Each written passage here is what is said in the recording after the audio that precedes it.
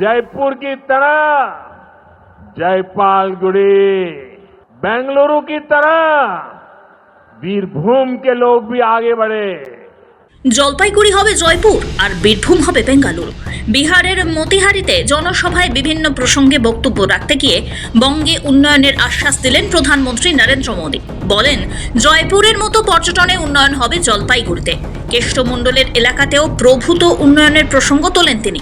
জানিয়ে দেন, বেঙ্গালুরুর মতো করে গড়ে তোলা হবে বীরভূমকে। जयपुर की तरह जयपालगुड़ी, जलपाईगुड़ी और जाजपुर में भी टूरिज्म के नए रिकॉर्ड बने। बेंगलुरु की तरह वीरभूम के लोग भी आगे बढ़े।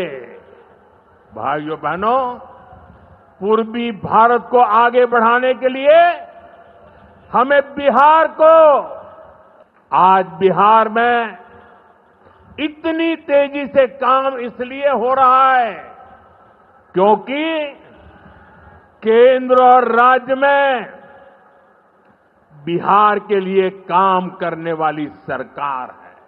এই ইস্যুতে বিজেপিকে পাল্টা তোপ দেখেছেন তৃণমূলের রাজ্য সাধারণ সম্পাদক কুণাল ঘোষ। পেহেলগাঁও জঙ্গি হামলায় নিরীহ পর্যটকদের প্রাণহানির কথা মনে করিয়ে দিয়েছেন তিনি। তারপরেই মোদীকে কটাক্ষের সুরে বলেন, আগে পেহেলগাঁওতে পর্যটকদের পাহারা দিন, জঙ্গি ঢুকে মেরে ফেলছে। মোদীকে বাংলা দেখতে হবে না, এখানে মমতা বন্দ্যোপাধ্যায় আছেন। তাহলে প্রধানমন্ত্রী আপনি আগে শোকস করুন আপনার হোম মিনিস্টার অমিত শাহকে, তার আন্ডারে বিএসএফ, আপনি শোকস করুন ওদের। ঢুকছে কি করে? মমতা বন্দ্যোপাধ্যায় এবং তৃণমূল কংগ্রেস, মমতা বন্দ্যোপাধ্যায়ের নেতৃত্বে তৃণমূল কংগ্রেস, মমতা বন্দ্যোপাধ্যায়ের মুখ্যমন্ত্রিত্বে মামাটি মানুষের সরকার ছিল, আছে, থাকবে। পরিবর্তনটা হয়ে গেল কার? পরিবর্তনটা হয়ে গেল নরেন্দ্র মোদীর। আগামী বছরই বাংলায় বিধানসভা নির্বাচন। গত কয়েক বছরের ভোটে বিজেপি বাংলায় মোটেও সফল নয়। একে তো দক্ষ সংগঠকের অভাব, তাই আবার বঙ্গ বিজেপির গোষ্ঠী কোন্দল, সব মিলিয়ে ঝাঁঝরা গেরুয়া শিবির। তেমন ভালো যে ফল করতে পারেনি তা বলাই বাহুল্য। তাই ২৬-এর বিধানসভা নির্বাচনে ভালো ফল করতে যেন মরিয়া বিজেপি।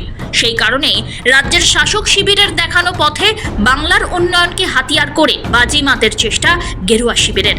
যদিও রাজ্যের শাসক শিবিরের দাবি তাতে বিশেষ কোনো লাভ হবে না বিজেপির। ব্যুরো রিপোর্ট, সময়, কলকাতা।